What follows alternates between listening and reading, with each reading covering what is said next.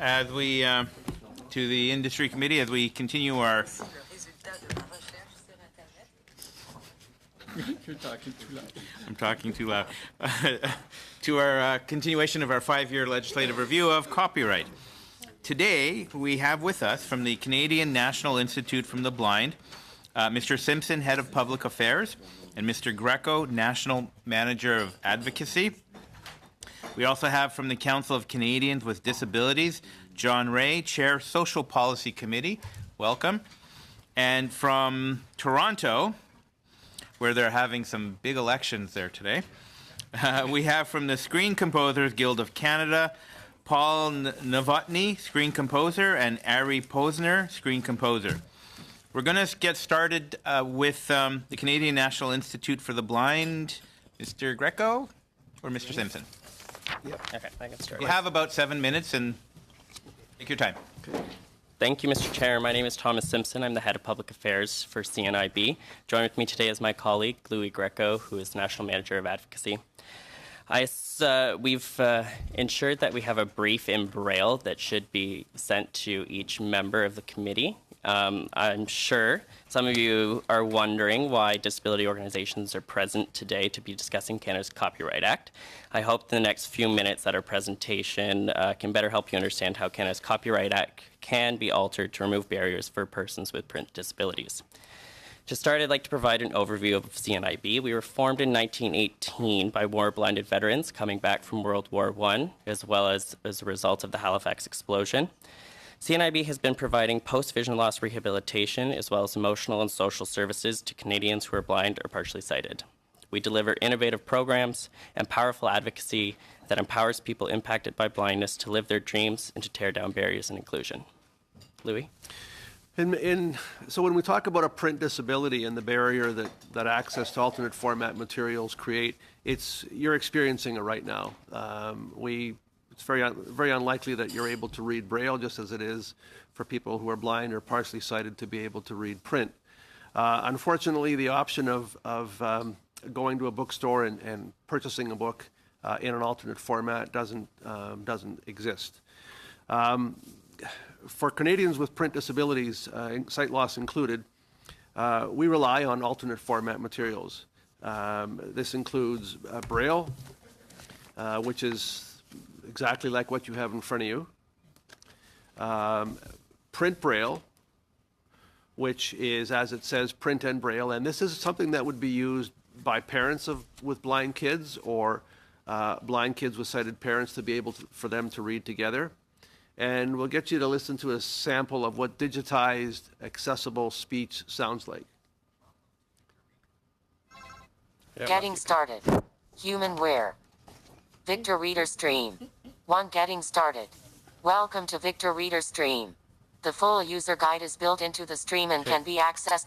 So this, as you can tell, that's not exactly the most friendly sounding voice, but it's what many of us rely on because it's really all we have to choose from. In Canada, we estimate that there's about 3 million people living with some kind of disability that creates a print disability. The material in accessible formats are rare, and we're hopefully, why we're here talking to you today is to try and bring that around, bring that change around.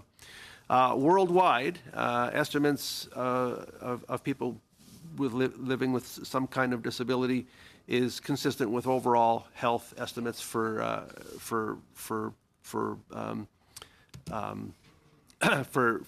sight loss.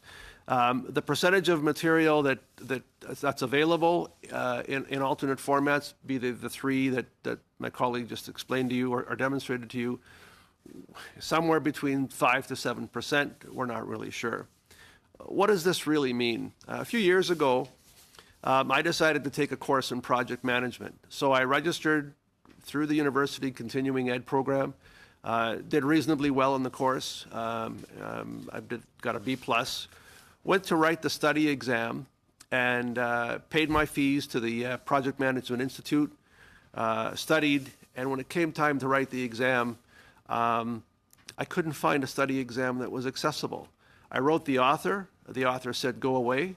I wrote the Project Management Institute, and they said, go away. So the end result is that I was denied an opportunity to gain a professional designation, which would have furthered my career. Thomas? According to the Canadian Association of Publishers, more than 10,000 books are published in Canada each year. However, under Canada's current copyright requirements, publishers are not required by law or regulation to make these books accessible. Even with incentive programs through Heritage Canada, Canadian publishers are under no obligation to produce accessible works despite receiving public dollars. CNIB believes all books should be accessible. Whether this is to ensure that accessibility applications can be used simultaneously with ebooks, or that Canadians with sight loss can buy Braille or electronic Braille copies in store, all books published in Canada must be accessible. We recommend that publishers are legislated to make accessible copies of their books. To do so, we recommend creating an additional subsection within Section 3 of the Copyright Act, included subsection 3.2, which would read, for the purpose of this act, a copyright cannot be granted to a literary work unless the production of such a work is done in an alternate format for persons with a print disability. You can follow along in your Braille copy if you'd like to know the specifics. We believe that this sensible amendment to the Copyright Act will ensure that all books will be born accessible in Canada.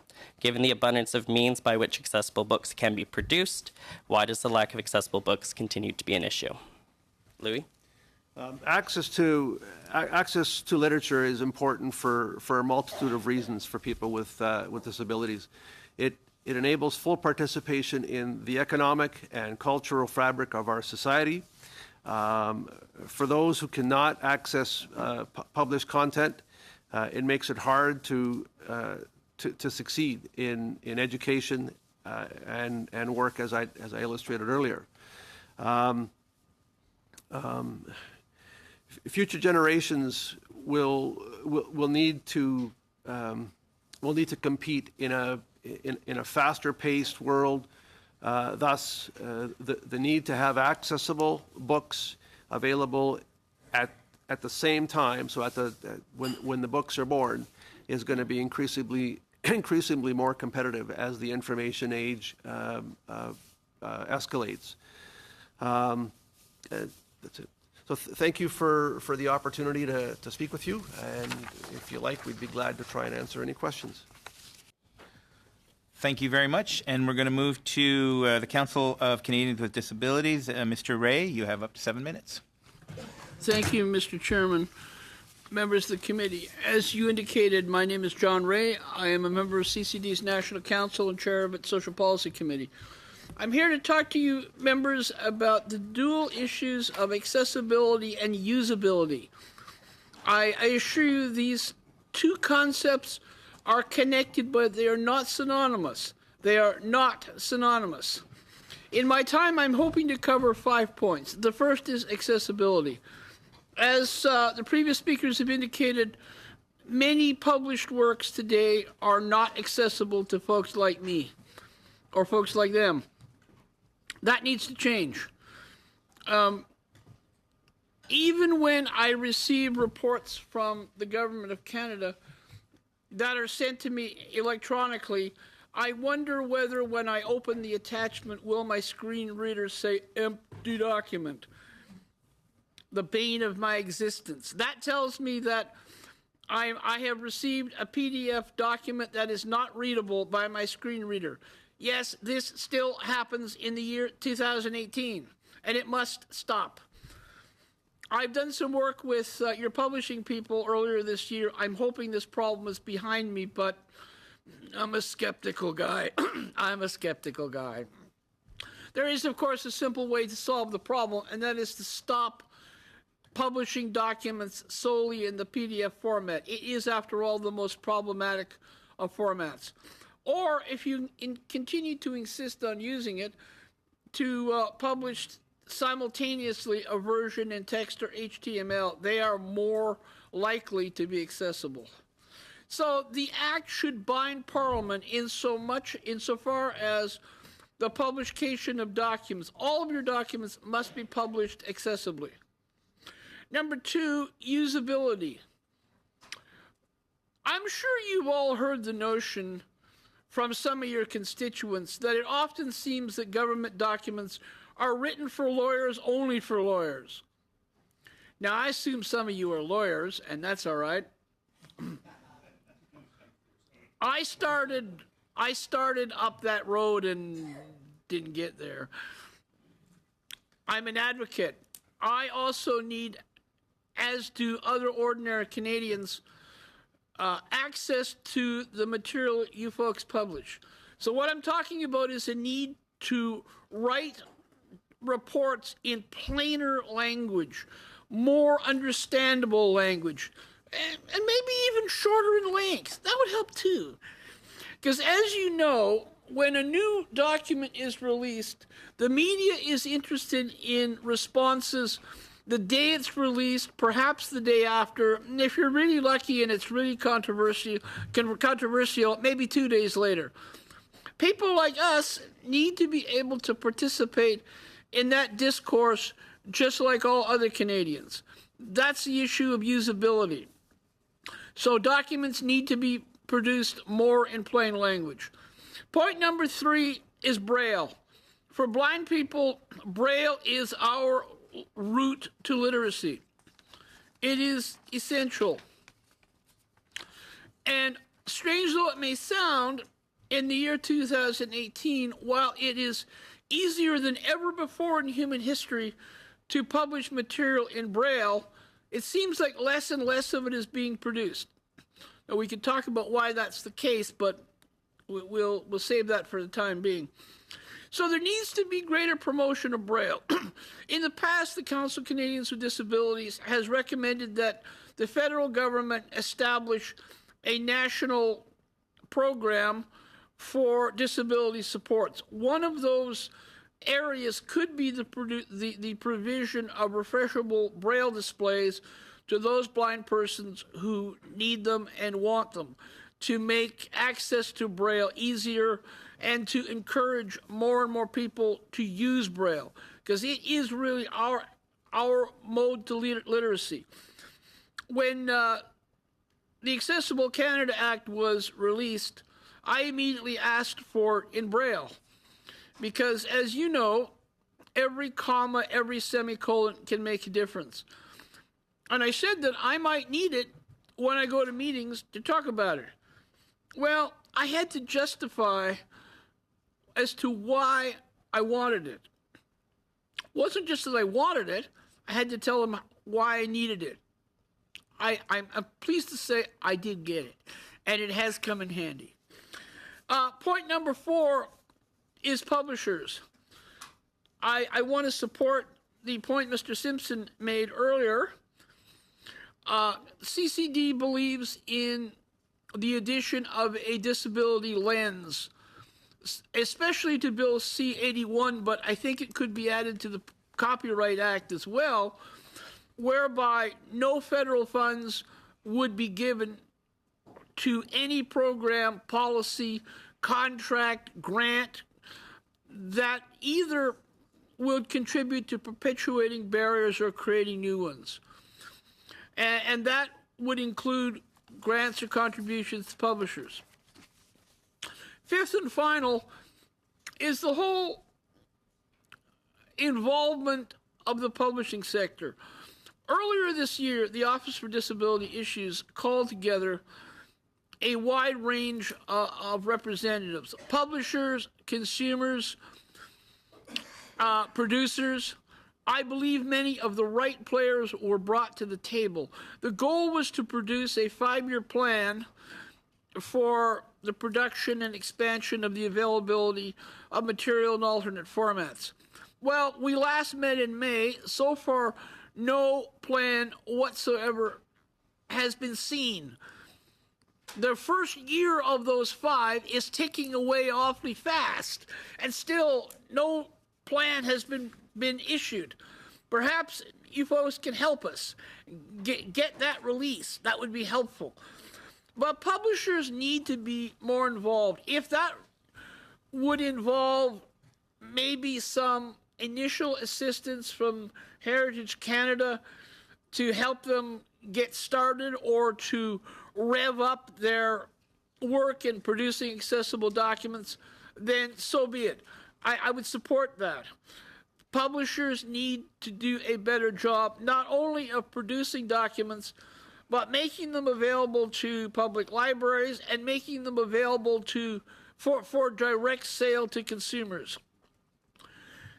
So thank you for the opportunity to come and talk to you about those dual questions of accessibility and usability, and I would be happy to respond to questions. Thank you. Thank you very much, and we're going to move to Toronto, the Screen Composers Guild of Canada. Mr. Novotny, you have up 7 minutes. Thank you very much. We're very happy to be here today. Ari and I represent the Screen Composers Guild of Canada, and what screen composers do is we create original music for film, television, documentary, and other screen media that is exported around the world. You may not know our names really, but you may very well know our work. Most of the work I've done has been for television. I'm going to talk about just 2 shows that will be pertinent to today's discussion. One was a show which I scored with a colleague of mine here in Toronto called Flashpoint, which was a procedural police drama that was kind of a landmark show for Canada because it opened the floodgates to the U.S. in some ways. It was sold to CBS and it aired down there very successfully. And that's an example of a show from the 20th century that aired terrestrially. And currently I work on a show that has a different model. It's called Anne with an E, which is a modern-day retelling of Lucy Maud Montgomery's Anne of Green Gables. And Anne with an E airs on CBC here in Canada, but in the rest of the world, it's airing on the streaming giant Netflix in 190 different countries. And I had the good fortune to work with George Stroumboulopoulos creating the music for CBC The Hour. Also, I've written the music for CBC News Now, which is on News World. And also, I did the music for CBC The National. The reason we're here today is because we want to tell you a little bit more about our dilemma and exactly how we locate ourselves in our creative ecosystem. Screen composers are the first owners of their copyright. Like screenwriters, screen composers are recognized as key creative people.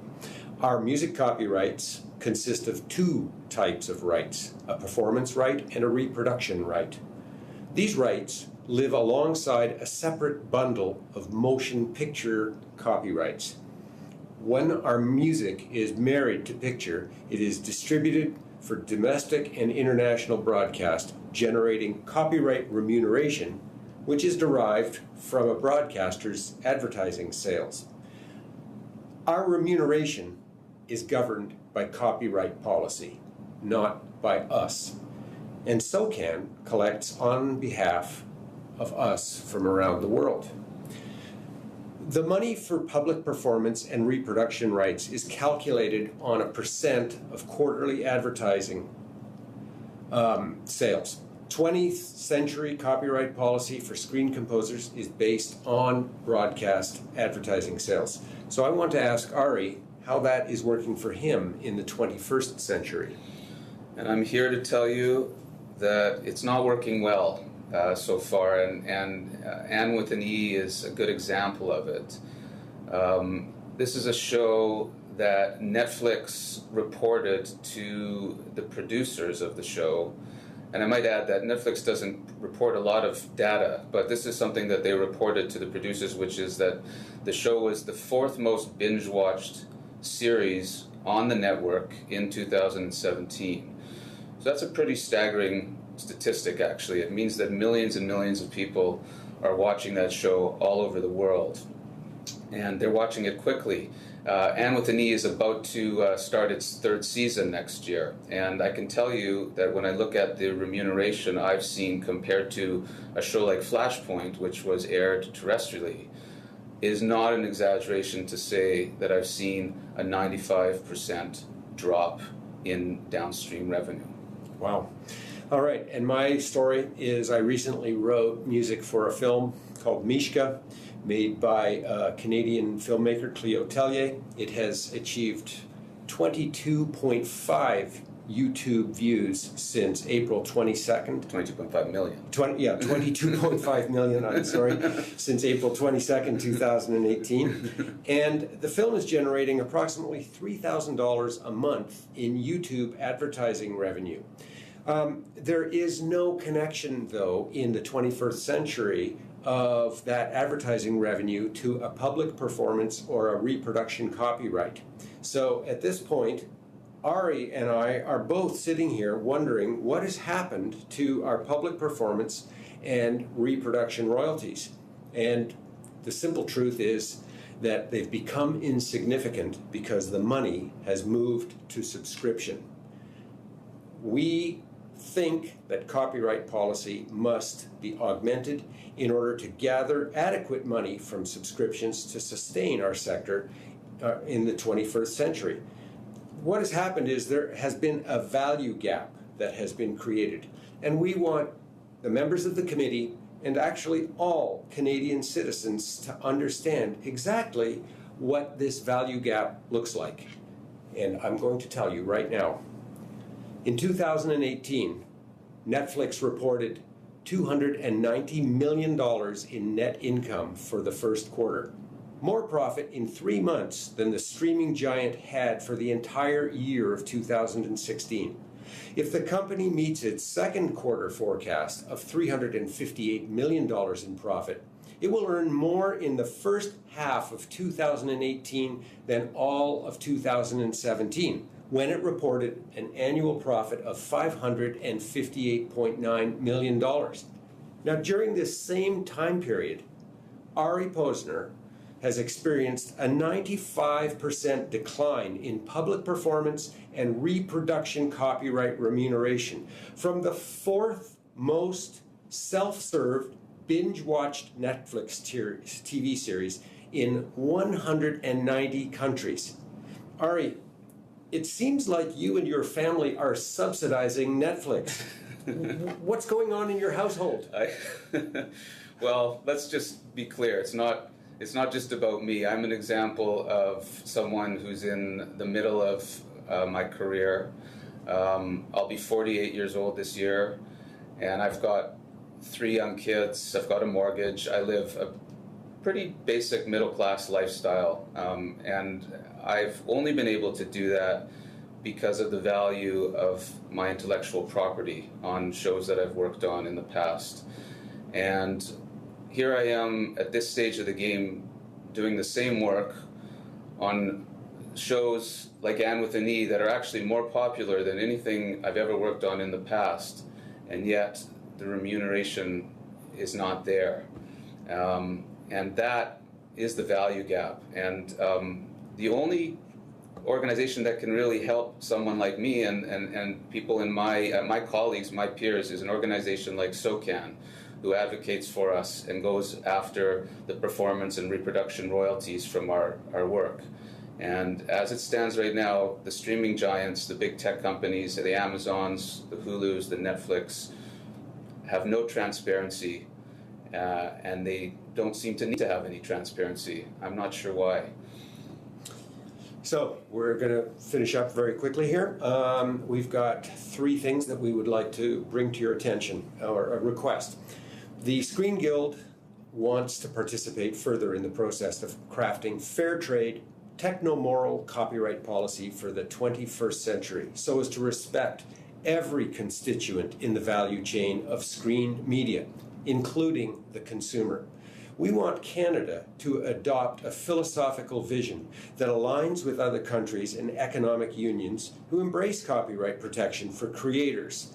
An example could be found in EU Articles 11 and 13, which espouse similar ideas to Music Canada and CMPC recommendations.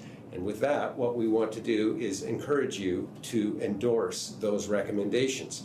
Ari is going to finish up with just a few principles that we believe are key to techno-moral copyright policy. If we can just quickly wrap it up, because we're a little over time. But thank you. Go ahead. Sir?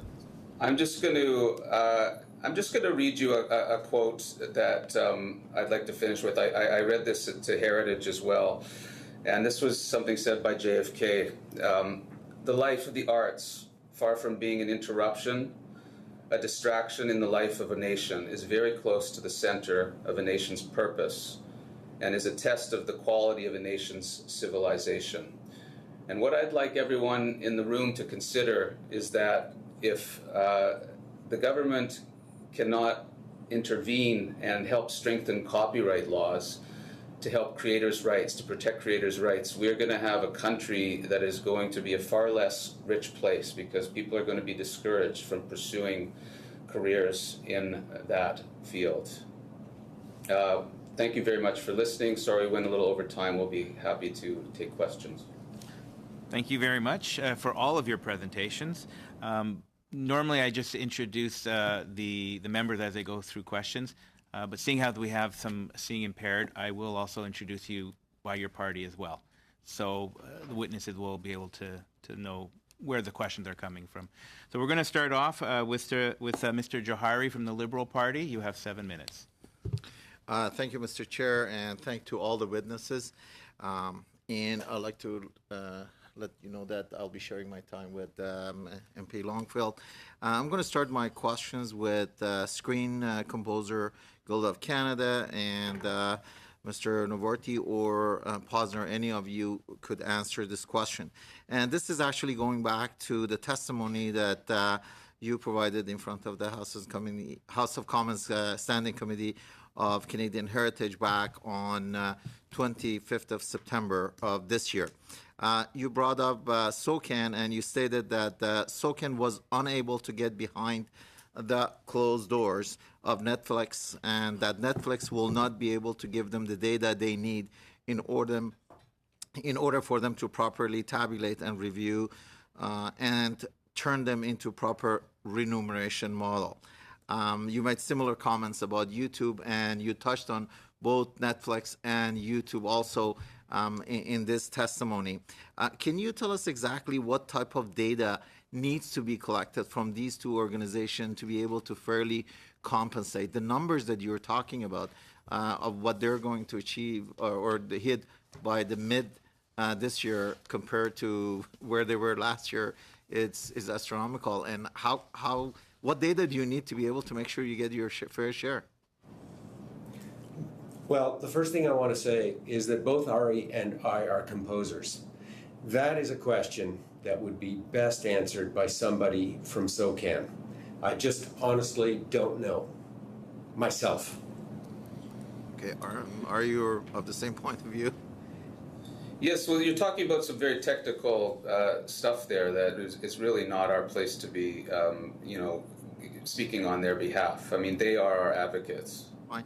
Who in your industry does the negotiation license agreement with these organizations? Or is that something? Who in your industry is doing the licensing and remuneration negotiation with organizations such as Netflix and SOCAN, it's only the performance rights organizations like SOCAN and their counterparts around the world that make these negotiations. However, they do not have the transparency from territory to territory. Netflix does not have to talk about what deal they made in this country versus that country.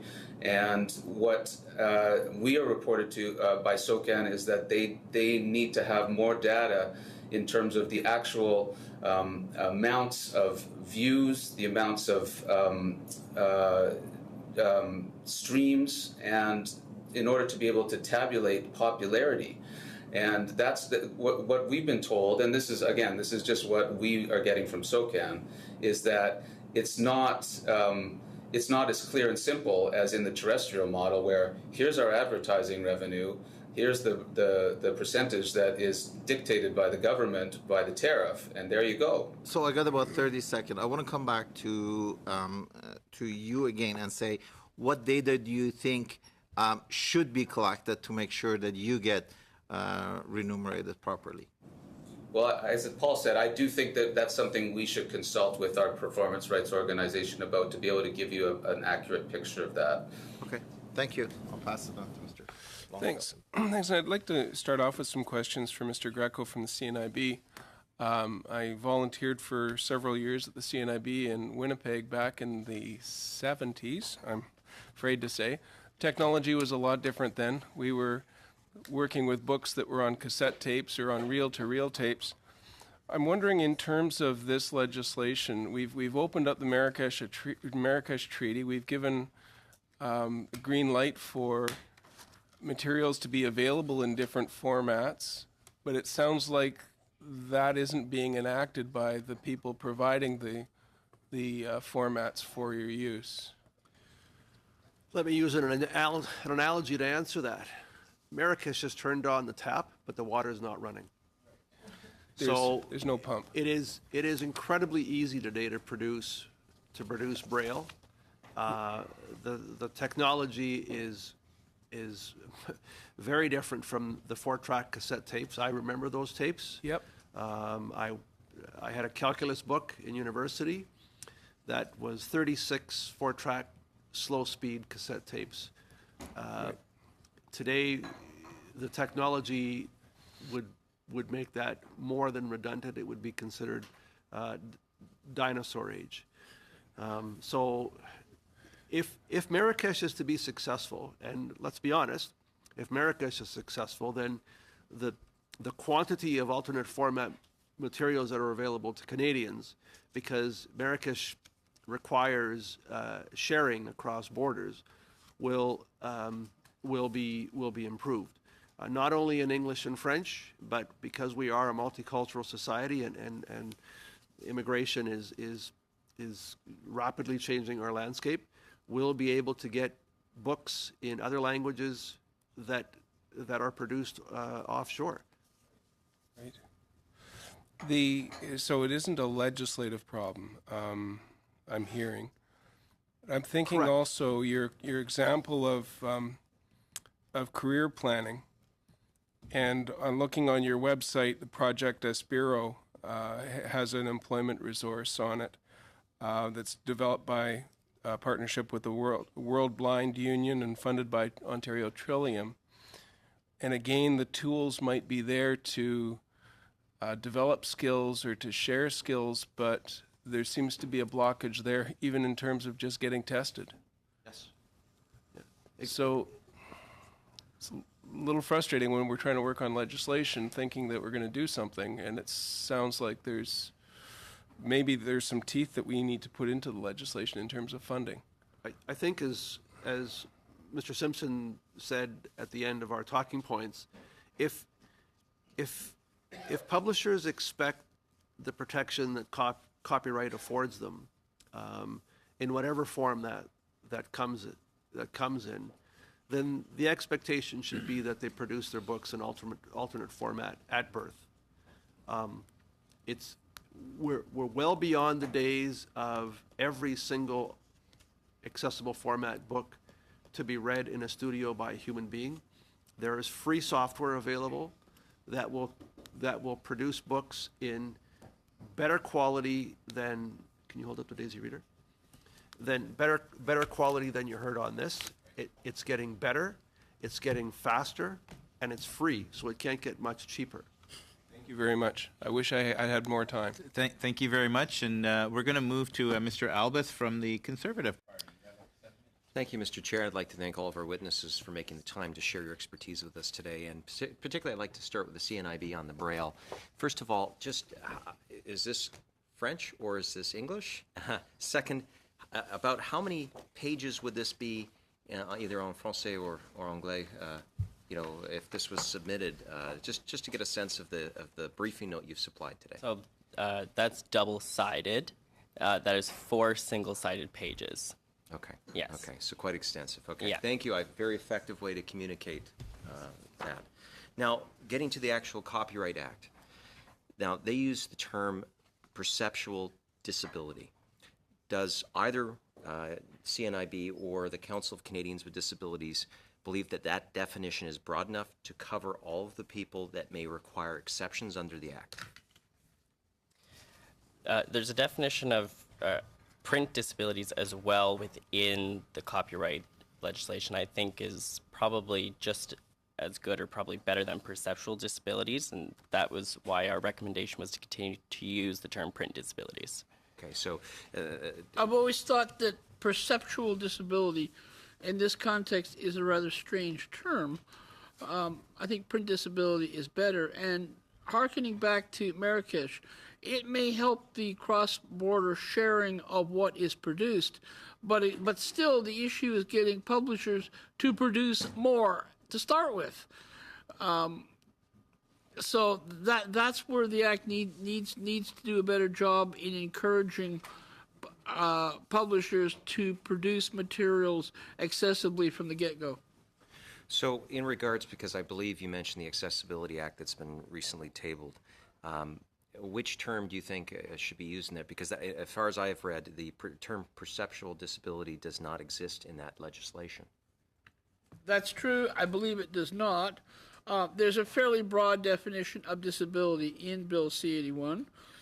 I think a lot of us are suggesting that that bill could be strengthened considerably with amendments. We hope that the HUMA committee will see fit to do so. So, Mr. Ray, then, in regards to that piece of legislation, I think it's helpful for people, regardless of where they come from, is that if you have similar language being applied in different, along different pieces of legislation, would you be supportive of seeing of a definition in the Copyright Act that's similar to the one that's in the Accessibility Act? I agree with your notion that consistency of definition would be helpful. Yes. Okay. CNIB?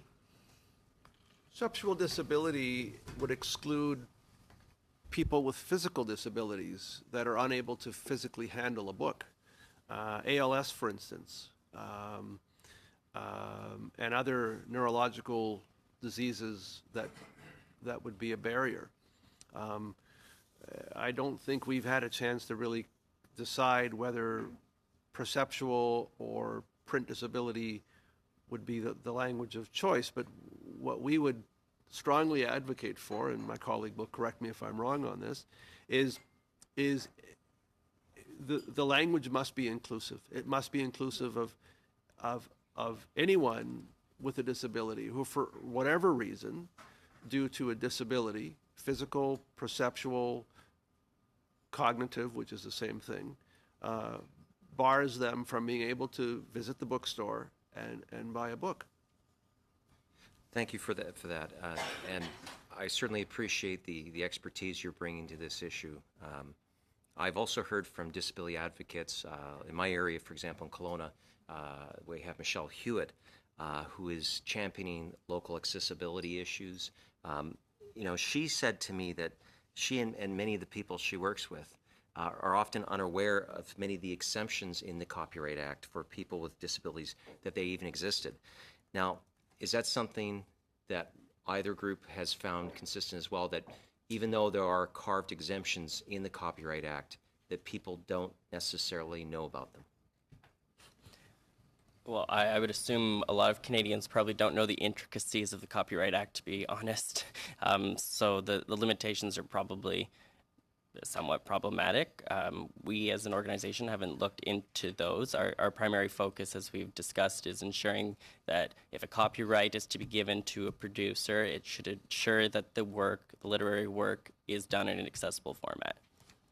I think academic institutions, libraries, production houses like the one that CNIB operates, Simon Fraser University used to, probably still does have a production facility. Those players are well aware. We are well aware of the intricacies, what we're allowed to do and what we're not allowed to do, where the line exists. I think for consumers, when I take my hat off at the end of the day and I want to access material, my only concern is what's available. Where do I get it? And what barriers or hurdles do I have to overcome in order to access it? So I would assume that producers are aware. I assume publishers are aware. As Louis just said, at the end of the day, our community wants access to more material to read. That's what we're after. And so our work in CCD has been really more involved in trying to get publishers to get more involved in producing more accessible materials. Okay. So you would say that that there's a fair bit that know about the exemptions, but the general public and those that are working with disabilities have their knowledge is inconsistent with that. Is that correct? Should government be playing a role in this, other than establishing the Copyright Act and those exemptions? It certainly can't hurt to expand Canadians' knowledge of what the Act says and what it provides for.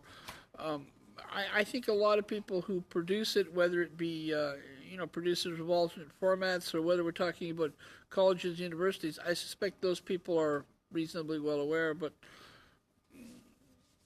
it can never hurt. I go back to Mr. Greco's case about his inability to take an exam. Does government have a role? Of course. But again, if the role, under the current context, you can shout it from the rooftops, but if as in my case with the Project Management Institute, who I paid a fee to write an exam, chose not to comply under a false pretext that it would be too onerous on them, and simply shut the door on their moral obligation to accommodate me, I don't see how government or any organization providing education would really help. What I needed was a stick. What I needed was some kind of mandating or obligation to say to them, look, this is how you can provide the resources to me as a paid member in a format that I can be successful. You must do it, and here is the piece of legislation that says you must do it. Quite honestly, in an ideal world, I shouldn't be having those conversations. I should be able to identify myself as a person who is blind. I require the materials in an alternate format, be it Braille, be it electronic text, be it DAISY, be it whatever. And the publisher, or in my case, the PMI organization, as a producer, should simply deliver it. I've paid my fees. I've met the credentials. I've jumped through the necessary hoops, and then I encounter a wall. That's not just. It's not fair. I think an area that would help here would be more resources to the human rights commissions across Canada, so that they can do a better job of informing Canadians of the duty to accommodate, of legal obligations that, in my mind, already exist in human rights law. That's why so many of us go to commissions, why over 50% of cases taken to human rights commissions every year fall under the prohibited ground of disability. If there were harder awards and more public education done, maybe we could cut down some of the need for some of those complaints. Thank you very much. Now from the NDP, Brian Massey. Yeah. Thank you, Mr. Chair. And when I had a real job, I used to be an employment specialist on behalf of persons with disabilities, or Community Living Mississauga, and also the Association for Persons of Physical Disabilities, Windsor and Essex County, and was a board of director for the CNIB. And it's frustrating to have to kind of continue to prove how your own taxpayers' dollars have to be used for basic things that should be rights. And I'll give you a card later, but I'll give an example of even the barriers we create. I have a Braille card from the House of Commons here that I use, and I'm allowed to have this, but my staff is not. So despite the fact that I could actually get this business card printed in Braille, our public policy here, which I've been unable to change in the 16 years I've worked here, will not provide my staff with the same accommodation, despite the complete accessibility of this as something like this. This is the type of stuff that we continue to see. In fact, I just want to talk a little bit about your section amendment, though. I think it's important, 3.2, and where the philosophy comes from that too, in terms of, I guess, government or also sponsored investments, having them have the owner's responsibility to be accessible. I can tell you as, once again, from, we have a 50% unemployment rate for persons with disabilities, which is a chronic problem, a systemic problem in our society. And then on top of that, if we don't have these materials, not only is it social exclusion from the workplace, but also social cultural. So please explain maybe perhaps a little bit more about Section 3.2 and how that actually kind of turns the tables to be more proactive. There's those that argued that accessible doors were too expensive or accessible washrooms were too expensive, but you can only use those as good examples that that investment now makes a better society for all. CNIB recently did a study that we've also commissioned internationally to compare on levels of employment for persons with sight loss. Our findings, which we hope to publish shortly, indicate that in Canada, a person who is blind or partially sighted has a full-time employment rate of 28%. Of those people who do, half make under $20,000 a year. So you already have that problem trying to get an education. Trying to then go into post-secondary education to get your books and study material in accessible format is hard enough as well. So you have that barrier. Trying to be on a level playing field culturally to, what's happening. What is the newest Harry Potter book? What is Stephen King writing? To try and be able to even compare with society is difficult as well. There are so many barriers to just trying to access a book that you then can't compare with your sighted colleague or sighted peers and citizens. Louis, do you want to further? I'd say take the word compare and replace it with compete. There are, the shelves, I assume, are full of leadership books. How to manage your career, how to get ahead, how to write the ultimate resume, how to leverage social networking for job searching skills. None of us, we're all just between jobs. The days of lifelong careers are long gone. Even folks I'm at the end of my career. I've got, more years behind me than I do ahead of me. In fact, I've got very few years ahead of me, probably 10, 15. But in those 10 or 15 years, whether it's with CNIB or whether it's with someone else, I need to be competitive. I need the skills and knowledge and tool set to be able to compete with Mr. Simpson or Mr. Ray or our two colleagues from Toronto for whatever opportunities come along. I don't have that now. And so 3.2 will require some of the works to have that available. Is that? So our addition of creating Section 3.2 would ensure that if a copyright is to be issued for literary work, that it must be published in accessible format.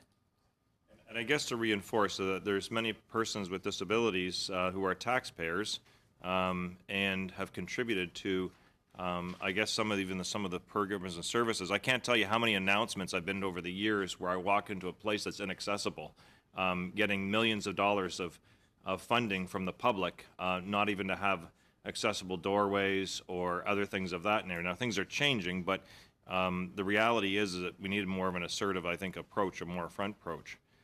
To it. Mr. Ray, do you have anything to add? I agree with everything you're saying, and we have hopes that the Accessible Canada Act will have a positive effect on our lives. I think it needs strengthening, but we are delighted the government introduced it. But I think that what would also help is some harsher awards from human rights commissions. I think at the moment a lot of these small awards are not a deterrent to organizations to stop discriminating against the disabled community or other groups for that matter. And so I think that would help as well. It would certainly be much more of an advantage, similar to, as I use the examples of accessible washrooms and accessible doorways and the mechanics behind it, because currently, if in the literary works and with Braille and other things now, we're still at the point where we have to continue to raise awareness and almost beg for inclusion versus that being part of the process. If we had to still go around our government buildings and our different places and beg for accessible washrooms and accessible doors to this day or point them out, It's a lot of energy, a lot of wasted time. And by the way, those things there actually improve the workforce for everybody else and also lower work-related accidents and so forth. And Mr. Greco, your notation about competing is very valid because that's not even often mentioned. And I would argue that the low-vision brick books that have been introduced by so many different libraries across the country have helped include that inclusion, but it's still not completed in terms of the works that are necessary.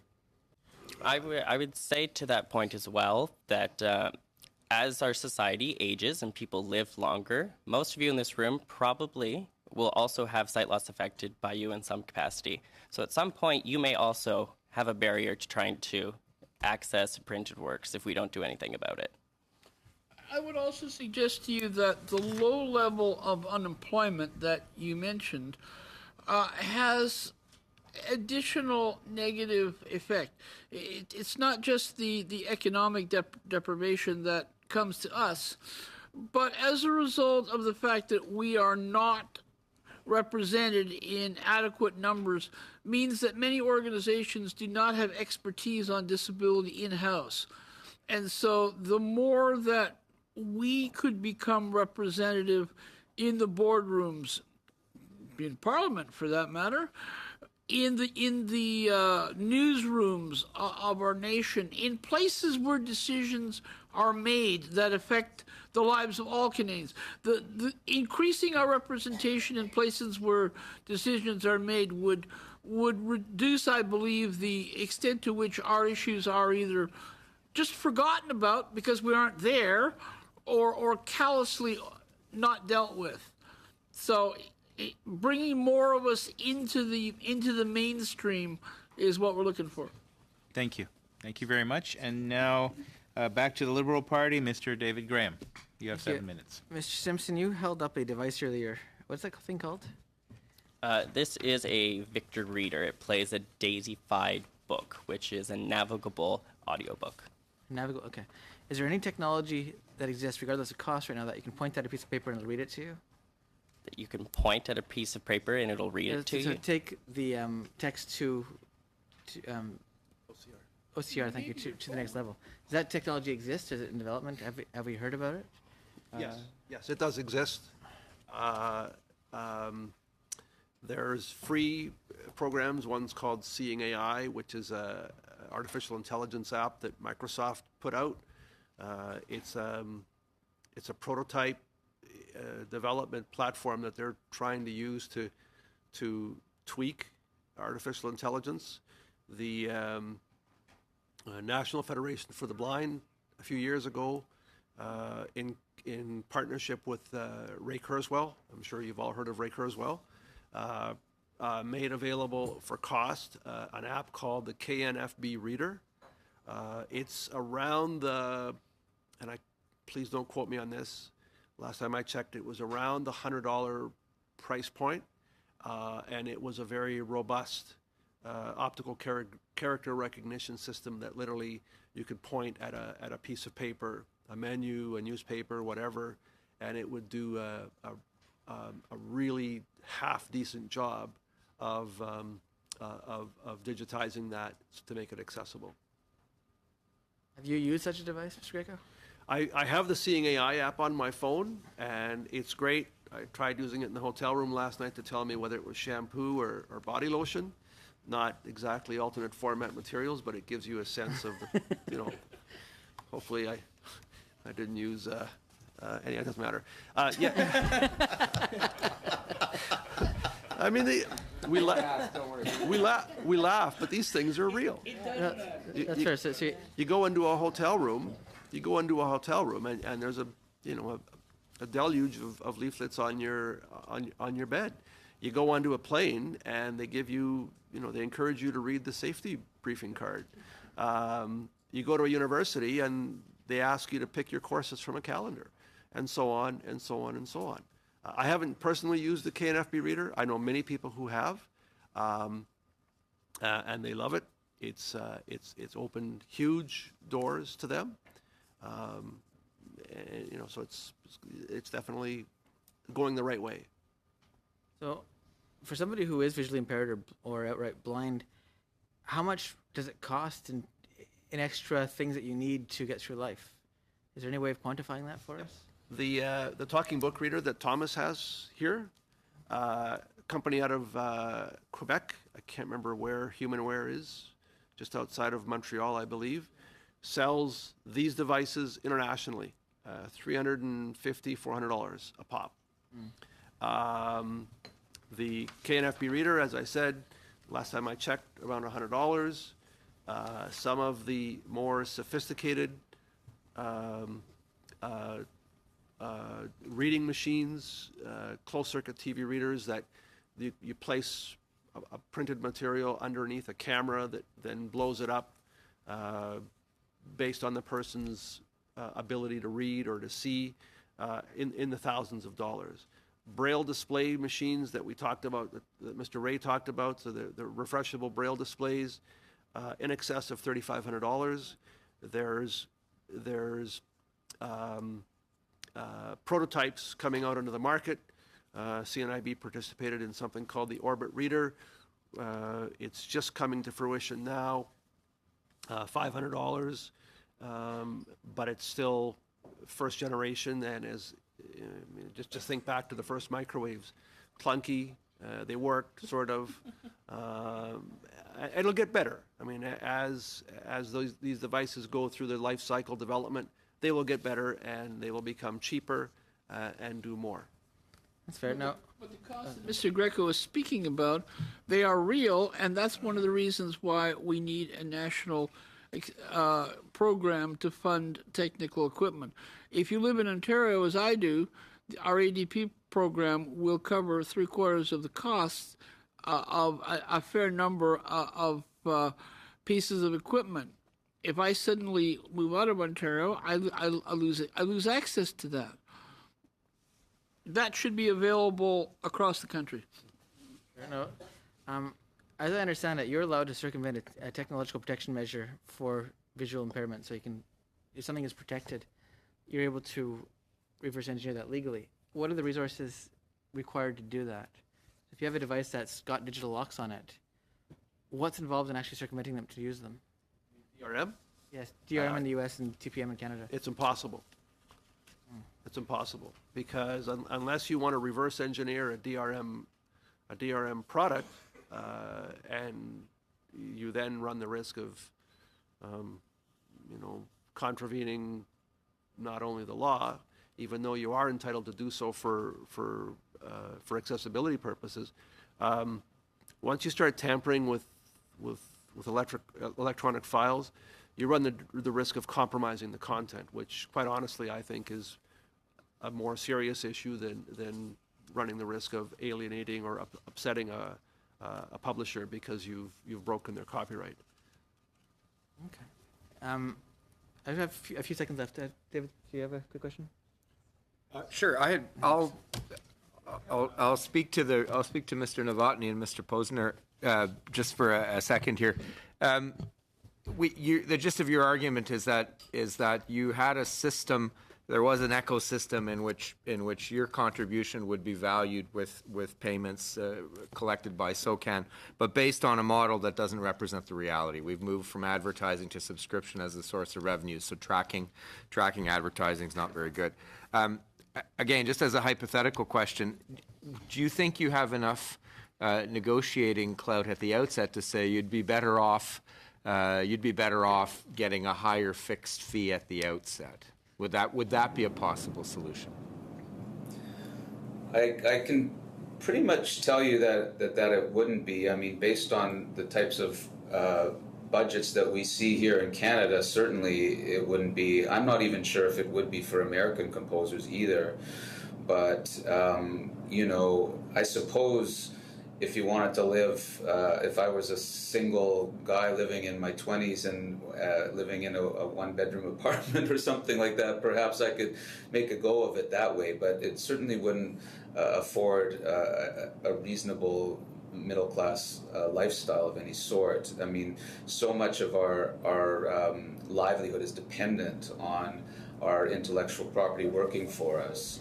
Especially in we do contract work, right? So when you're in between contracts and you don't see a new series or film or show for a few months, that revenue is all the more important.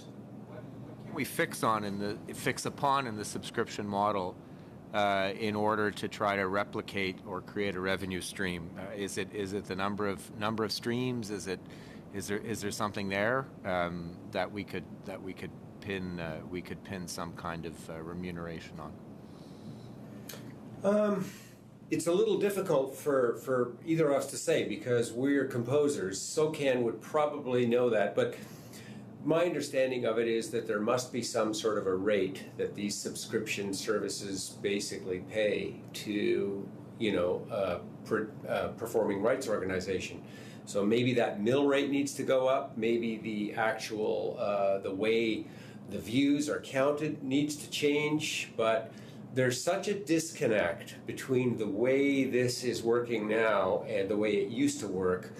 I'll be truthful. I teach at Humber College, and I'm also at York University, and I'm very concerned for the next generation of composers and musicians because many of them are saying that they want to enter this profession. And with the numbers that Ari has reported to me, it's a bit. I feel like a hypocrite trying to position an optimistic sort of viewpoint to my students. Thank you very much. We're going to move to back to the Conservative Party. Mr. Albus, you have 5 minutes. Thank you, Mr. Chair. And I actually going to go along the same lines as Mr. Graham, or MP Graham. So we've heard a lot about the education exemptions that are available with fair dealing and their impacts on the publishing sector. Are there any aspects of those exceptions that impact people with disabilities to a larger extent that the committee should be aware of?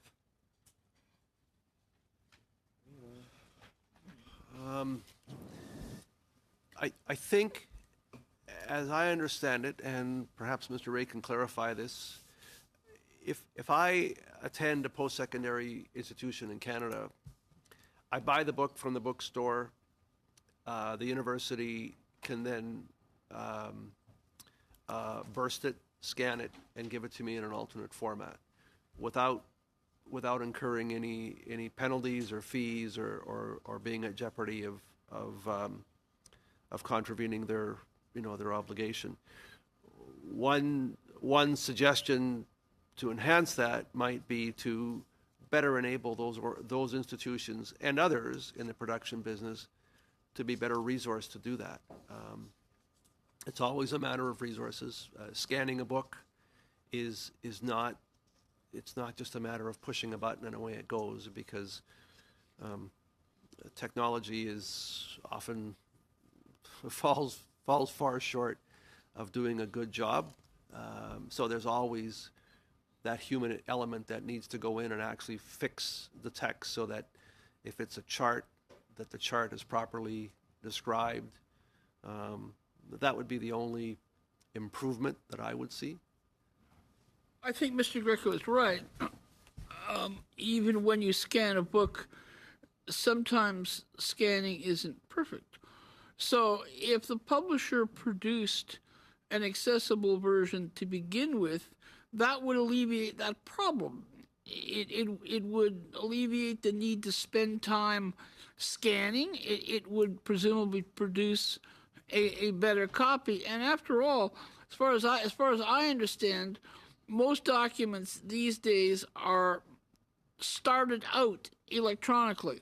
So I see no reason why an accessible version in electronic format can't be produced. No one's using the IBM Selectric to produce books anymore. Yeah, that's right. So the Act specifies that if a work is available in the proper format in what's, and I quote, a commercially available form, that is available for a, and again I quote, reasonable price with, and I quote, reasonable effort to acquire, it does not fall under the exceptions. So as to day-to-day tasks that we may take for granted, it can be very challenging for people with a disability.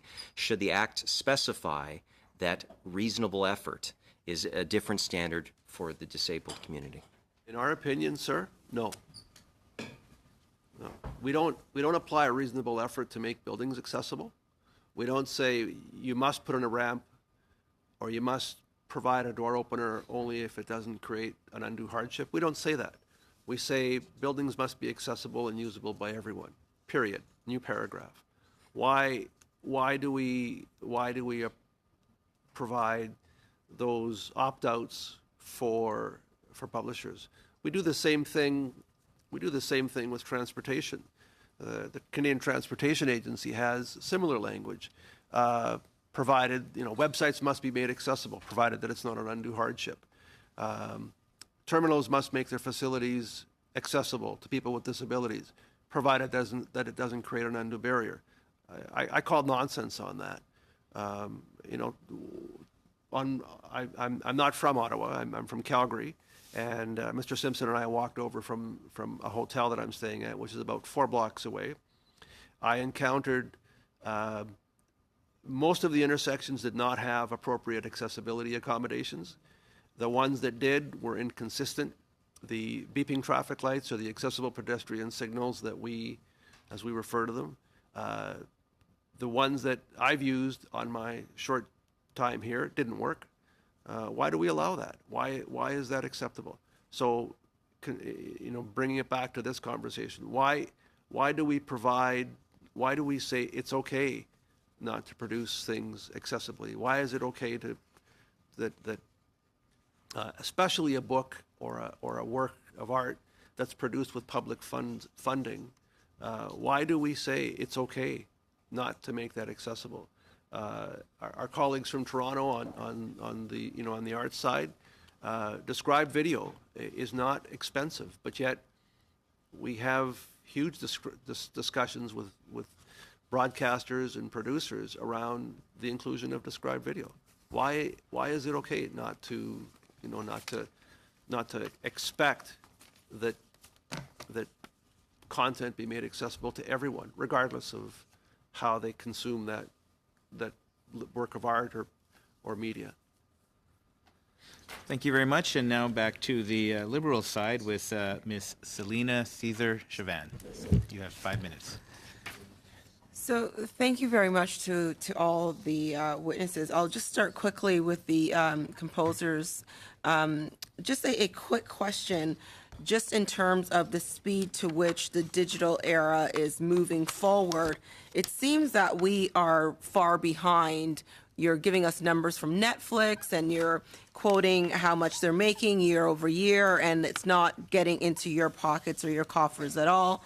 Do you think a 5-year review of the Copyright Act is sufficient, or should it happen more frequently? Whoa, I think something needs to happen faster than that, actually. A lot faster. Things are moving at an epic pace with regards to technology. Mr. Posner, you agree? Oh yeah, I would definitely agree. I don't think, when it was last reviewed, and it was, as I understand it, decided at that time that it would be 5 years before it would be reviewed again. Maybe that seemed appropriate at the time, but times have changed, and they're changing faster than ever. I really believe that it's only going to be maybe in a century from now when people are going to look back at this time and say, my God, look at what happened in the 21st century, the beginning of the 21st century. How did they weather that storm? I mean, it's just going up and up, the speed at which things are changing. So and copyright is something that needs to keep pace with that, no matter what happens, right? It needs to be agnostic, technologically agnostic. Yeah. The copyright has to actually relate to the first ownership and relate to the work, and it needs to allow for the technology to move so that it can basically be attached to the work, if that makes sense. Yeah, thank you very much. And now I'm just going to move to Mr. Simpson, Mr. Greco, and Mr. Ray. I have to say that I appreciated your testimony, Mr. Greco. Stories are sticky, and your opening story about your project management course failures at the end after you've paid your fees was frustrating to listen to. Mr. Ray, you talked about reinforcing human rights. If we pull away the curtain of this copyright review, I would say that a lot of what you are talking about, especially with regards to publicly funded material, is not just about copyright, it's about rights. to have access, if we expect to have access, if I expect to have access within the federal jurisdiction of materials in French and English, you would like it in either French or English, but you just like to have it, period. Would that be a fair assessment of what you would want? Probably goes a bit beyond that. We have a lot of indigenous languages in this country, and I think there is, and there's a growing amount of literature and artistic performances in these various indigenous languages. I think we need to do more to promote that, and so making some of that accessible to folks who need their languages in a more accessible manner should also be included. After all, the incidence of disability among indigenous communities is very high. And so I think needs of indigenous peoples needs to be considered in this context. Any comments from Mr. Greco or Simpson? I'd say that you found it frustrating listening to it. Imagine living it. And whether that be a professional career step that someone's trying to take, whether it be buying a book on gardening or some hobby that people want to leverage to improve the quality of their life. I don't see a difference. Mine was professional, but fortunately we have more in our life than our jobs, and it's about not encountering or not continuing to encounter those types of barriers that prohibit people from exploring and growing and contributing to their world and their families. I have a slightly similar story. When I retired, I decided I would go back to school, and I applied to Ryerson. I was accepted, and some of their courses are done by distance learning, and they use this thing called Blackboard. Now, I'm not 100% sure whether it was inaccessible or it was just so complicated I couldn't figure out how to use it, but it was a barrier, so I withdrew, felt I had to withdraw before I even got started, and that was a great disappointment to me. I actually had a reason for wanting to go back to school, and Blackboard at the time was a barrier to me. I think it's been changed a little bit since then, but I don't know if it's accessible now or not. So, again, going along the same lines here, and again, understanding that we're in the context of the Copyright Act review, the ability to create inclusive spaces, inclusive workplaces, inclusive places within the federal jurisdiction, or anything that uses public funding. Mr. Greco, you said that no federal funds should be awarded to programs that further perpetuate barriers. We use something called gender-based analysis plus. I find that often we focus on the gender lens, and the plus seems to, the intersectionality piece seems to come in, but not as fervently as the gender. Can you tell me what, if you know of any, you might not know specific numbers, but could you talk to the economic downfall of not having those accessible materials that you need in a timely fashion, as you said, when books are born or when material is born? I think the short answer is no. I don't think anyone really has studied that, but I would simply point to the situation around employment of persons with disabilities. Is that, can you tie that back strictly to barriers around copyright? Probably not. But is the ability to obtain accessible materials a variable in that equation, definitely yes. The Thank you. economic potential of persons with disabilities who are unemployed, should they become employed, is in the millions. To get there, we need to ensure that persons with print disabilities have access and the right to reading and information. Thank you. Yeah, if you consider the stat that Mr. Simpson gave you earlier, that only 28% of blind Canadians are currently employed, think of the costs that society is incurring for the extent of our employment. Well, that is impacted on all aspects of life. If we don't have more money in our pockets, it's very difficult to participate in community life. It's more difficult to put decent food on our tables. It's difficult to find decent housing. These are all impacted by our low rate of unemployment, and certainly if one has difficulty getting the training and that is necessary to acquire credentials like Mr. Greco talked about earlier, there's a vicious cycle here. And, you know, we are excluded from equal access to so many aspects of life. Thank you very much. We're going to move back to the Conservative, Mr. Dan Albus. Thank you, Mr. Chair. And I actually like to speak to the screen composers. Thanks for being here today. In regard to your plan to tax internet users above 15 gigabytes, how exactly did you arrive at that number of 15 gigabytes? Basically, it was a consideration for Canadians who do not have the money to be able to pay some sort of a levy. So if we look at the extent of people who live in remote regions where they might have dial-up service, we felt that they likely would not be doing any sort of streaming.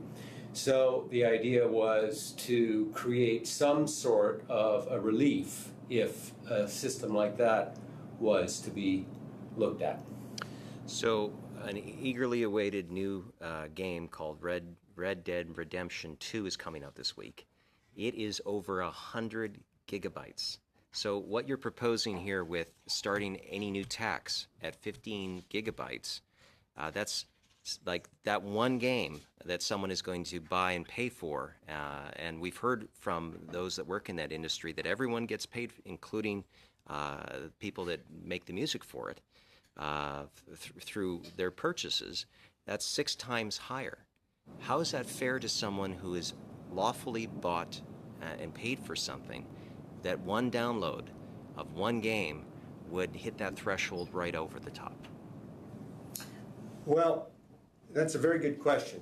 And you're talking to somebody who has actually worked on one of the most successful video games in the world that has come out of Canada. And the bottom line is our brethren, screen composers who work in video, they don't receive a public performance royalty or a reproduction royalty like we do.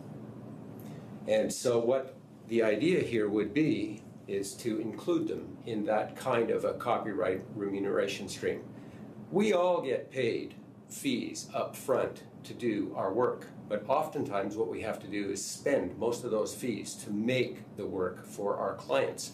Copyright remuneration from public performance and reproduction is essential to our livelihood.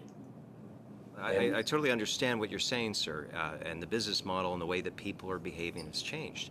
But to be fair to someone who is, again, they may not access your content. They may be just looking to pay lawfully, and we're not talking about pirates here that are taking away, from that ability. We're talking about people that purchase something with their good money and maybe not interested in your content. Why should they have to pay that 15 gigabyte tax for simply utilizing a service that they've paid the ISP supporter on, they've bought the console or the TV with, and they're enjoying entertainment? Again, I would go back to it. Why should someone who has not expressed interest in your content be paying for this? for this new tax you're proposing. Are you familiar with the economic mechanism called the private copying levy? Yes. But again, All right. when I talk to millennials, they will say, I've bought this song off of iTunes, or I've paid to stream this service, and I'm utilizing my own TV, my own console or computer or router, my own ISP, the internet usage plan, etc. They are paying for those services, and if they want to consume your content, they will pay you for it.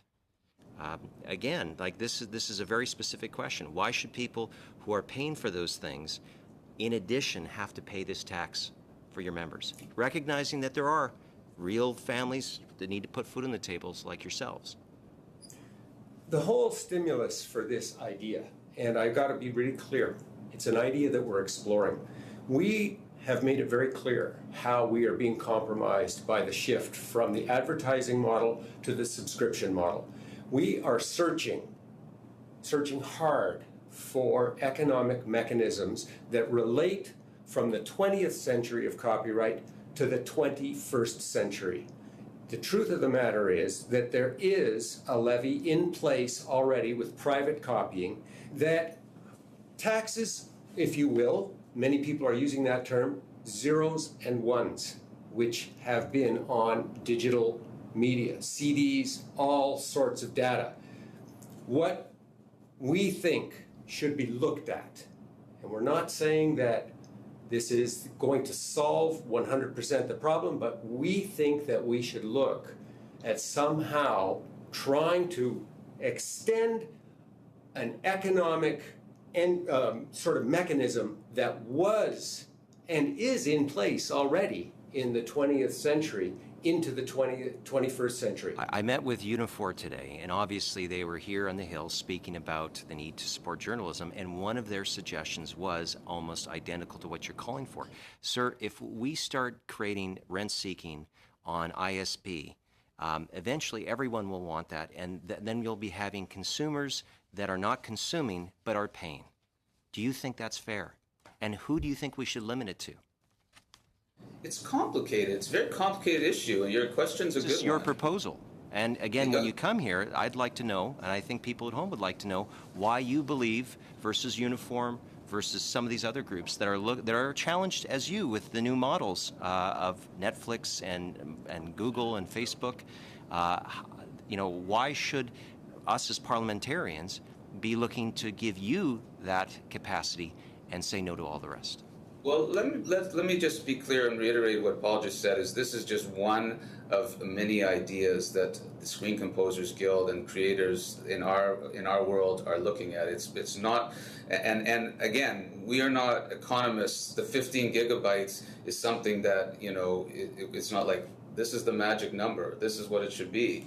We obviously agree with you that you don't want to have people that aren't using the content to be paying a tax for it, if you want to call it that. I mean, we agree with that, but in an ideal world, what would be great is what we talked about earlier, which is transparency, and to be able to have access to the knowledge, to have our performance rights organizations get in there and do the work that they need to do in order to help remunerate the artists and the creators. The levy that was talked about is just a very simple idea that is something that has been in existence in the past, and it would be very I would just say we're quite different than blank tapes, where I would make a mixtape for someone and utilize content from my own private collection to give to someone else. We're past blank CDs.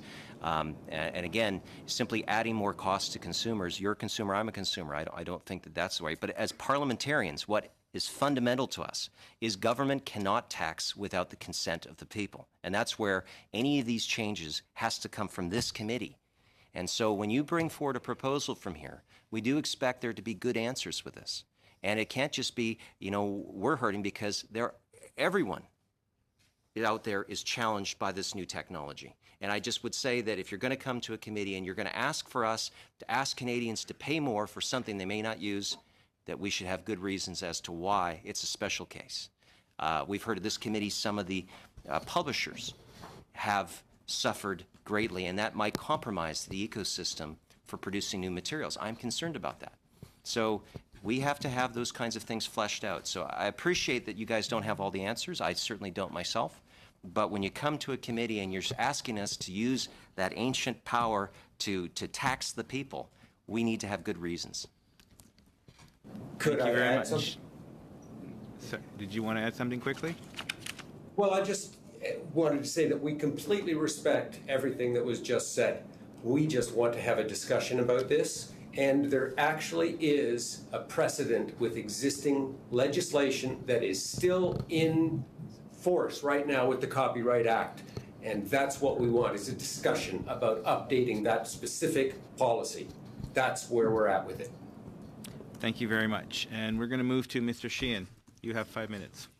Well, thank you very much, Mr. Chair. I'd like to thank all our presenters for their testimony. My my first question is going to be for our panel that is present here with us.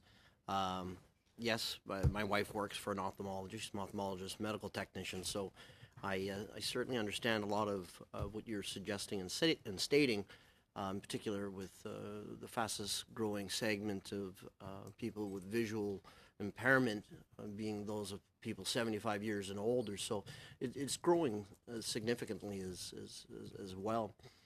My question is, and Mr. Thomas Simpson, you had a book, and could you hold it up, please? Okay. I got this one. Yes.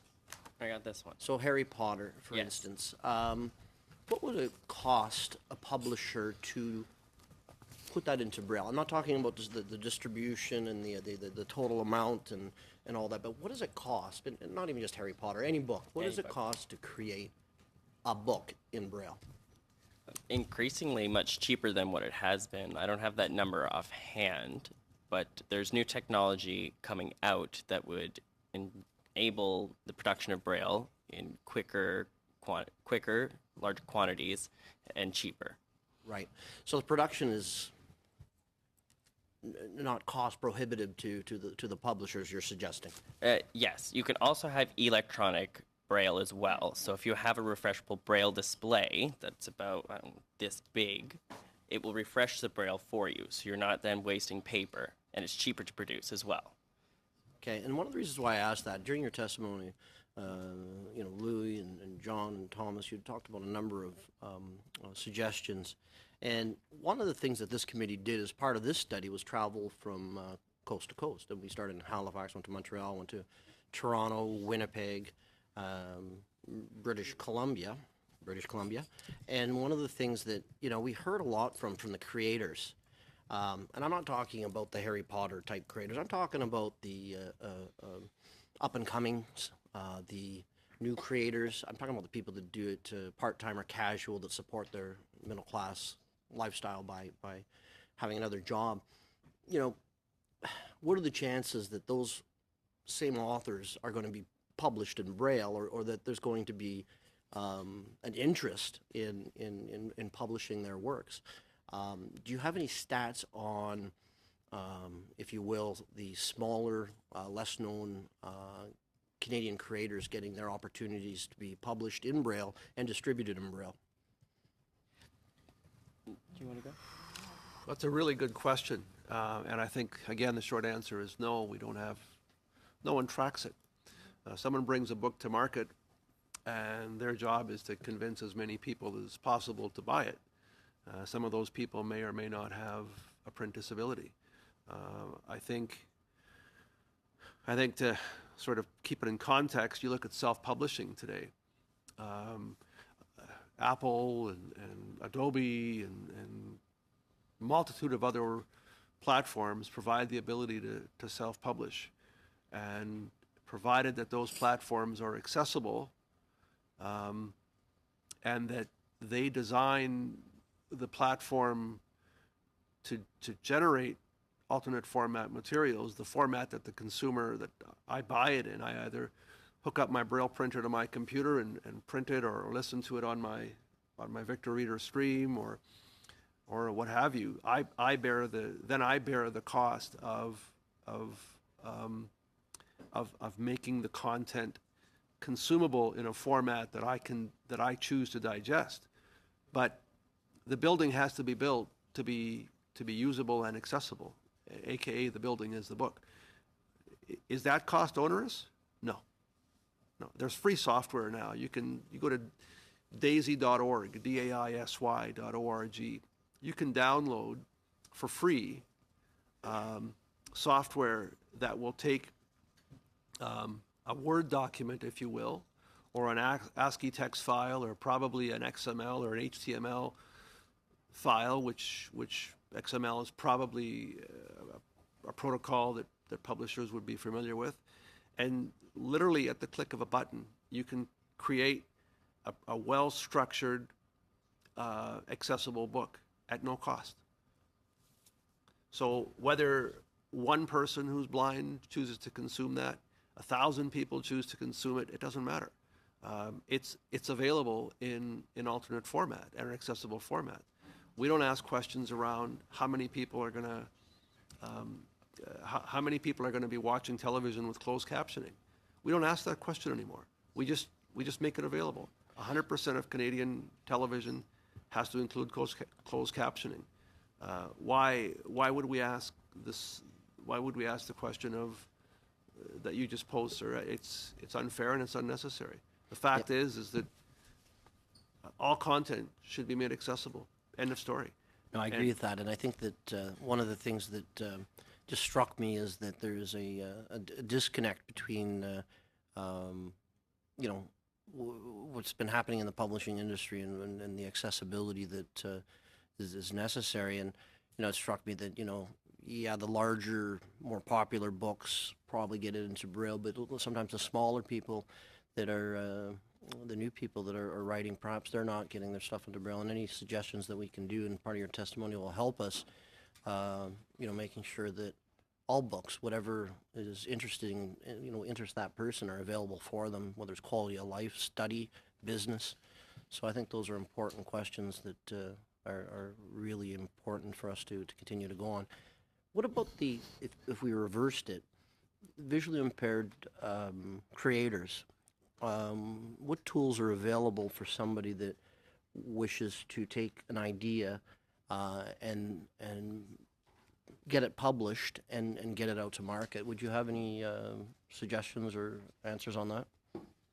Self-publishing. There's a gentleman in my office in Calgary who lost his sight as a result of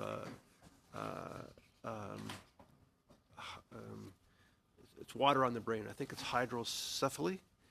He went from normal vision to legally blind literally overnight. He self-published a book that you can buy on iTunes for $10. He went through the same channels as you folks would go through when you decide to publish your memoirs. So those platforms are available. Some are better than others. That's the same as anything else. There's good cars out there and there's bad cars. There's good self-publishing platforms that are usable by someone using assistive technology, and there's those that aren't. So the natural market progression would be is that when and if folks with disabilities choose to publish, that they will find by trial and error those tools and those systems that work well for them, and those will be the ones that they patronize, and hopefully those will be the ones that last. Thank you for that really important testimony to get it on record. Thank you.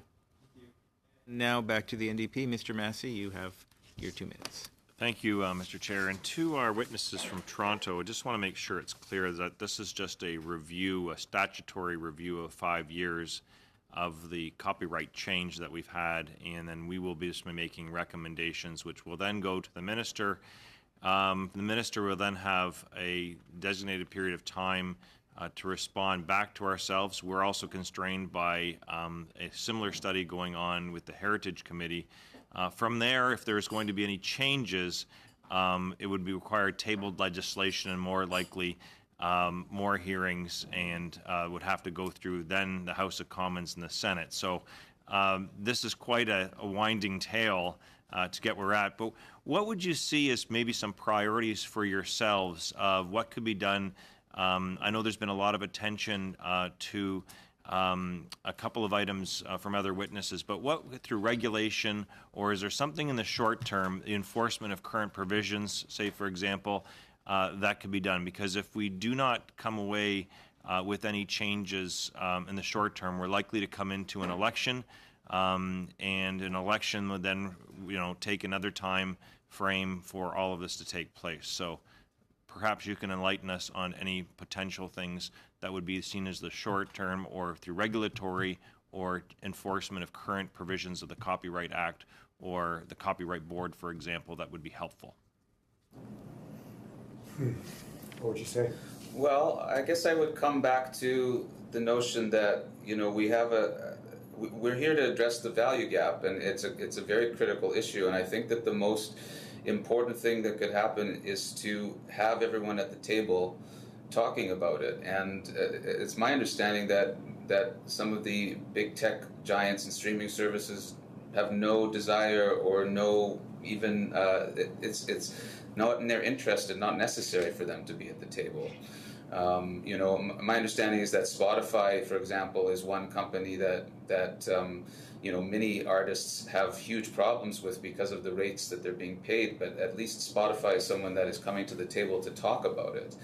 And organizations like SOCAN and their sister organizations in the United States and England and France, all over the world, they all need to be able to come to the table with the streaming companies, the Amazons, the Hulus, with Netflix. You can insert any one that you want, right? To be able to look at how things are being distributed in this new era, and how can we make sure that the creators are compensated fairly for it. I think if you're Drake, or you're The Weeknd, or you're the Hans Zimmer and you're at the top of the chain, you're making money from these streaming services, but there's no middle class anymore, and there's no long game because of that. We're going to have a population of creators that is going to die out pretty quickly. Netflix. May I add? Yes. Specifically, we do endorse what Music Canada is basically putting forward in their value gap document. And also, we do endorse what the CMPC recommends in their document, sounding like a broken record. There are a number of things that could be actionable points fairly soon. So that's where we start. But mostly, what we want to do is we want to be part of the dialogue. And we have ideas. Mm-hmm. Well, thank you, Mr. Chair. Did you want to quickly add something? Well, no, that's fine. Thank you very much. Thank you to the witnesses. Okay, all right. For the final 5 minutes, we're going to go to Mr. Lametti from the Liberal Party. Thank you. Thank you very much. I turn my attention to Mr. Greco and Mr. Ray. I first want to say that my doctoral supervisor was the great James Harris, Professor James Harris of Oxford University, who was blind and was not only a wonderful man, but a brilliant scholar. And the biggest tragedy, I think, the biggest injustice of it all is that he was a prolific author, 2 major books with Oxford University Press plus articles and all the rest of what one would expect in an academic career of that stature. But what was truly tragic is that technology was just starting to make his life a whole lot easier back in the early 2000s. And the last time I saw him, I saw him at his house in the UK, and he had just gotten a new software that was reading texts to him. I used to submit my texts in WordPerfect, and he had a machine that would convert it to Braille. And so I wanted to invite Mr. Ray to speculate, and Mr. Greco as well, to speculate on what Mr. Ray had said earlier, which is why it seems to me crazy that we can't, that people will not produce documents in formats, technological formats, which then can be easily convertible and easily accessible.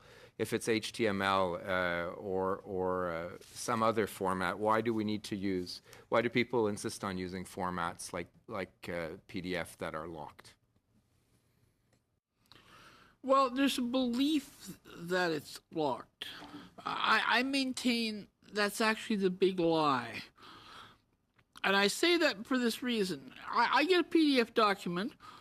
If I can read it, if it is accessible, which it can be, and there's a good chance it may be, I could take that document, turn it into Notepad, or move it into my drafts folder of my email program, and immediately I can do with it anything I want. So the notion that a PDF document is automatically protected, that's a big lie, in my opinion. As far as why so much is just not produced, there's, I guess, there are those who see us not a sufficient market. In terms of Braille, a lot of kids are now mainstreamed and do itinerant teachers know Braille? Do they believe in Braille? It's sort of an assumption that we read everything electronically now. That's an unfortunate assumption, and it's an unfortunate idea, because as I said earlier, our road to literacy is Braille. I've learned so much about spelling and punctuation by having my fingers go over Braille. That's something that you just do not get when you listen to a document, whether it's a book or a report or whatever. So Braille is so important, but it's just not given the priority that it deserves. Mr. Greco? If your doctoral colleague were still working today, I guarantee you his world would be much different than it was when you were in school. I guarantee it.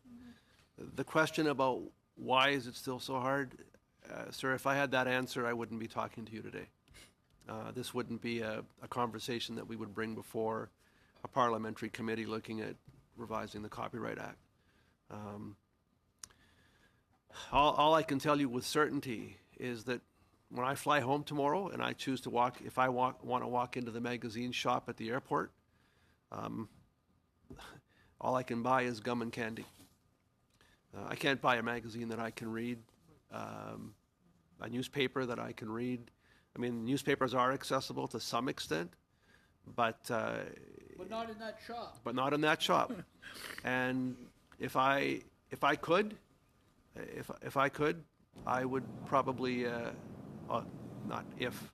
If I could have access to the magazines available in the shop or the bookstore down the street, I guarantee you I would be spending a lot more money on consuming media.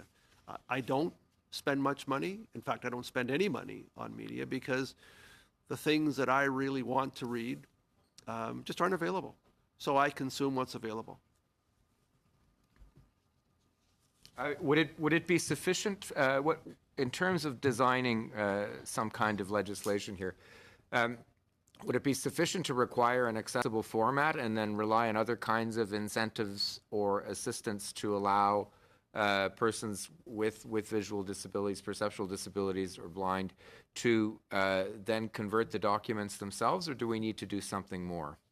I think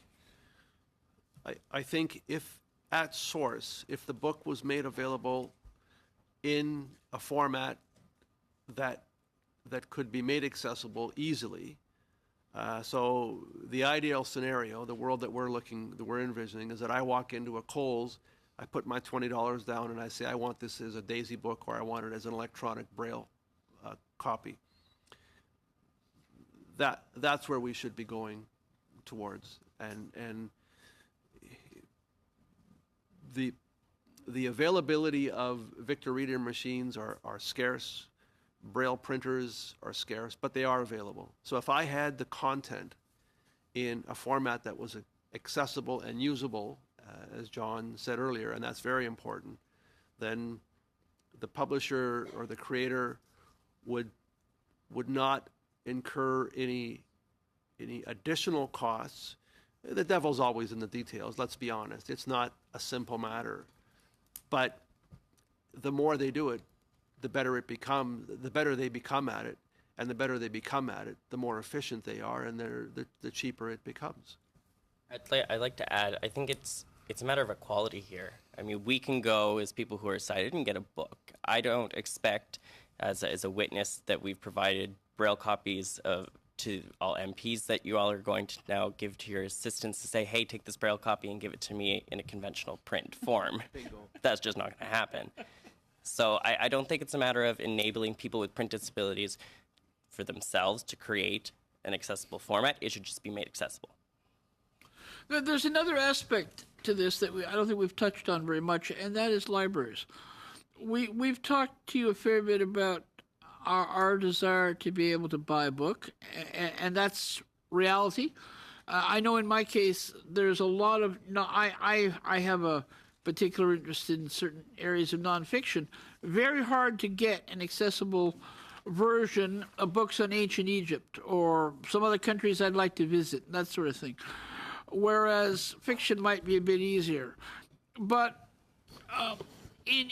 just as you have the choice of going to your local bookstore and buying a book, or going to your local library, hoping it's in and wanting to borrow it, we want the same.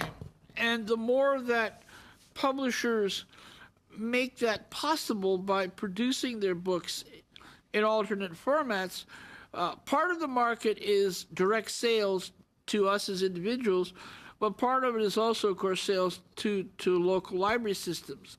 And that's also important because we also want to be able to make greater use of our local libraries. And there's some moves in a positive direction in that regard. I think there may be some need to provide a bit of financial assistance to publishers to get them, to really give them a push. Not forever, but maybe to give them a push. Thank you very much. That brings us to the end of our session today. I want to thank all our witnesses from Toronto and the folks that came in to visit us.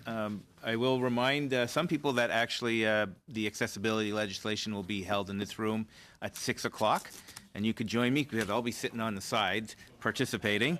So this was all actually very helpful for that portion of that. It's actually been quite eye-opening for myself. But I want to thank everybody. Hard questions, we have to ask hard questions to try to get some good evidence that we can include on that. So on that note, thank you all for attending, and we are adjourned.